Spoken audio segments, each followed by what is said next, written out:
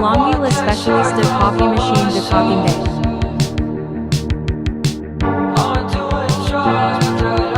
Fill decocker up to this level. And water up to this level.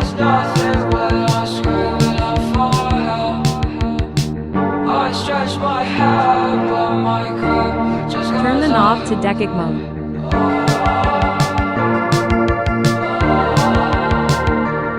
Then set the pitcher tub underneath including the steamer one. Long press the OK button for 3 seconds. The process could take 20 to 30 minutes, so let's clean the other parts while waiting. It's ready and the red light is gone. Cleaning up the rest of the machine.